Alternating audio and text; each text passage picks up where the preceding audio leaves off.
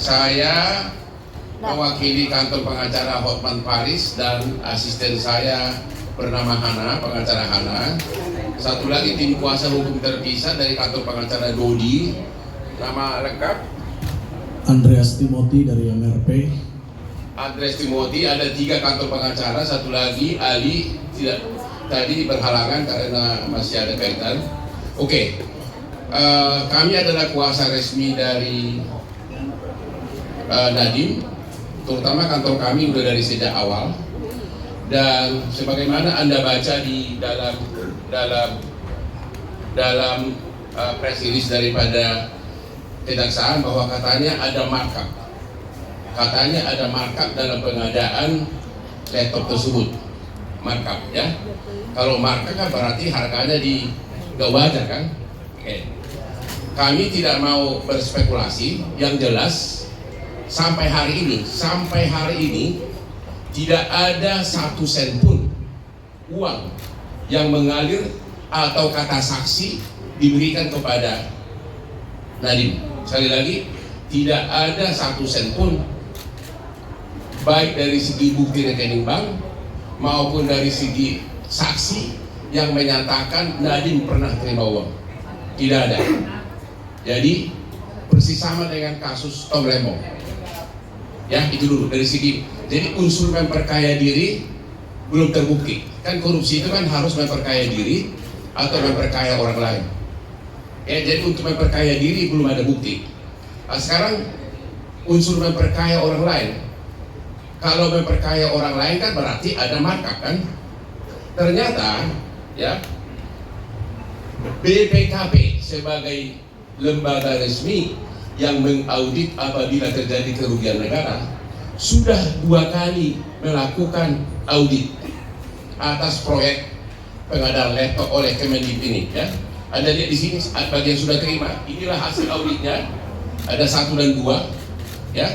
Sudah diaudit untuk laptop 2020 ya kan. 2021 sama 2022 ya. Jadi untuk pengadaan laptop tersebut sudah diaudit dan di dalam hasil audit BPKP ini disebutkan, okay, ini saya bacakan ya. Itu saya sudah kasih ke kalian. Tujuan BPKP untuk melakukan audit ini adalah untuk mengaudit program bantuan laptop tersebut di SD, SMP, SLB yang bersumber dari APBN untuk meneliti, memeriksa apakah tepat waktu.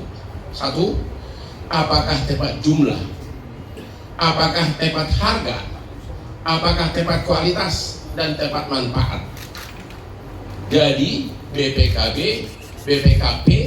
telah meneliti, mengaudit secara menyeluruh berkaitan dengan markup, itu namanya tepat harga, tepat waktu, dan tepat jumlah, tepat guna.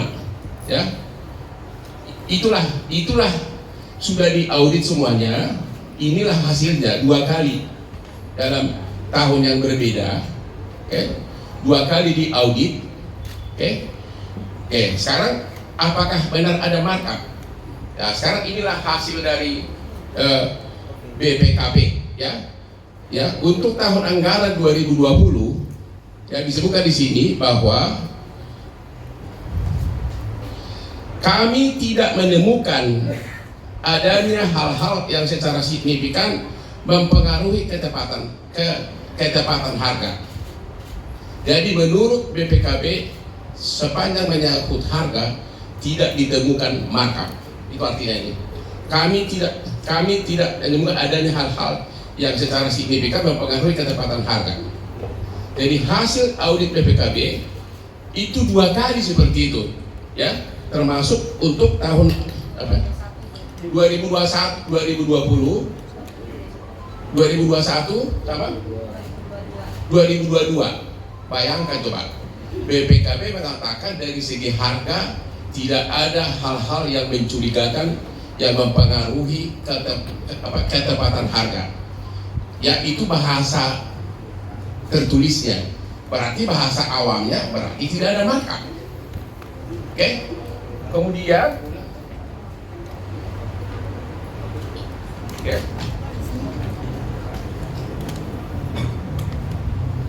Itu di dalam 2 kali audit dilakukan oleh BPKB yang ini kami sudah kutip di situ, semuanya disebutkan bahwa tidak ada. Oke. Kemudian mengenai cara prosedur pengadaan laptop tersebut disebutkan di sini bahwa pembelian laptop tersebut melalui Lembaga Kebijakan Pengadaan Barang Jasa Pemerintah LKPP, ya. Di sini diaudit semua tuh, ya. Diaudit semua. LKPP itu kan langsung lembaga pemerintah itu, bukan Adadin yang melaksanakan. Di sini Anda bisa lihat di sini bahwa di dalam harga awal 6.499.000 per laptop di LKPP, 6.499.000 itu yang untuk pengadaan 2021-2022. Dan setelah dinego, hasilnya adalah 5.800.000. Jadi orang siapapun bisa membaca harga itu di LKPP, di katalog resmi diumumkan pada saat itu harganya berapa, dan setelah dinego berkurang berapa ini dari 6.499.000 menjadi 5.800.000, berkurang hampir 700.000. Cuma tiap jenis laptop memang berbeda-beda, tapi semuanya terjadi penurunan. Ini hasil audit dari BPKP.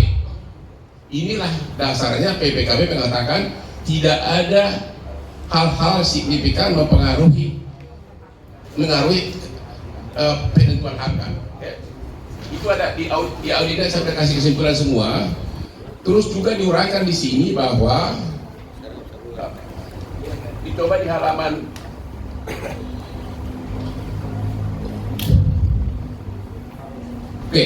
di halaman 3 disebutkan sudah pemanfaatan Chromebook tersebut sudah 92%, guru 86%, kepala sekolah 50%. Jadi hasil audit ini dilakukan di 22 provinsi, ya. BPKP melakukan audit di 22 provinsi yang semuanya mengatakan telah menerima dan persentasenya pun ada di audit BPKB. BPKB juga mengatakan dari segi Kemendikbud tidak ada pelanggaran. Memang ada yang nyampe itu, ada yang rusak, ada yang tidak bisa dipakai oleh orang sana, tapi dari segi pengiriman barang dari pusat sudah sah semuanya. Persentase pun ada di situ semua. Jadi dari segi mengatakan bahwa itu bukan barang yang tepat, ternyata memang tepat, ya. Ini dari hasil audit ya, saya bukan ngomong saya pribadi, ya. Kemudian ada lagi hasil BPKB di sini. Oke. Sekarang ada tuduhan tentang 3T, pasti wartawan nanya itu, ya. Apa kebacaran 3T?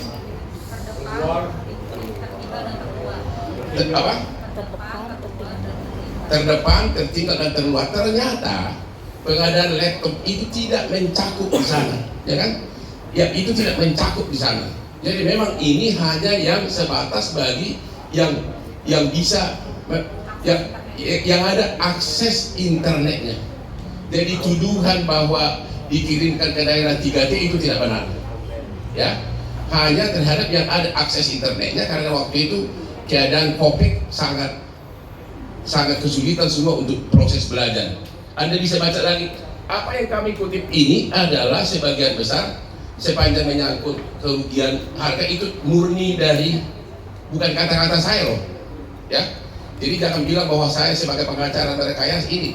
Yang jelas tidak ada pelanggaran apapun, baik dari segi prosedur, penentuan harga, dan tepat waktu, dan penerima. Itu dari BPKB. Oleh karenanya, kalau tidak ada pelanggaran dari segi harga, tidak ada markup, berarti unsur korupsi sudah gugur. Karena tidak ada korupsi kalau tidak ada kerugian negara. Tidak ada kerugian negara kalau tidak ada markup. Ini BPKP loh, lembaga yang satu-satunya yang memang berhak memberikan opini apakah ada kerugian negara atau tidak. Nanti pun di pengadilan tanpa BPKB tanpa ada surat audit dari BPKB tidak akan ada perkara korupsi. Itu ya. Jadi sepanjang menyangkut markup satu berapa? Berapa? Sepanjang menyangkut markup 1,1 triliun tentang harga laptop itu sudah dijawab di sini, tidak ada. Itu bukan apa kata Hotman, itu yang tertulis, tidak ada hal yang mencurigakan dari segi penentuan harga. Ya, berarti sama sekali tidak ada di sini ada markup dan sebagainya. Itu satu ya. Oke. Sekarang kerugian pertama tadi dari laptop 1,1. Kemudian ada kerugian lagi namanya device apa? Device management, di mana setiap laptop harus membayar ke Google $30 untuk seumur hidup, seumur laptop tersebut. Ya. Jadi kerugian negara yang itu berapa duit? 498 miliar. Satu lagi kerugian, kalau tadi kan mengenai harga 1,1 triliun dianggap oleh kejaksaan kerugian. Itu kita jawab bahwa di hasil BPKB tidak ada. Kemudian ada lagi kerugian kedua 498 miliar yang katanya adalah setiap laptop itu harus membayar ke Google $30 per satu laptop untuk sistem manajemennya. Antara lain itu bisa mengontrol di mana para murid tidak bisa nonton video porno dan sebagainya. Kalau dibandingkan harga device management ini dengan Windows jauh lebih mahal. Harga Windows berapa? 200 sampai 230 dolar. Kalau Windows harganya 200 sampai 230 dolar. Itu pun per 3 tahun.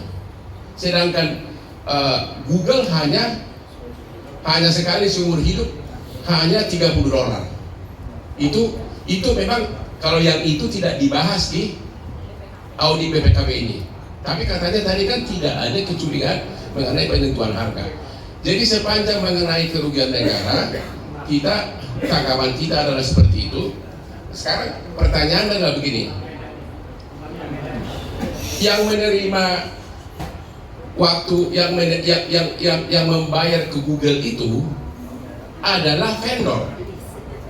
Vendor yang membayar kepada Google untuk dicantumkan Chromebook sistem device management dalam laptop, dan kemudian vendor itu kemudian ikut dalam LKPP itu menjual barangnya.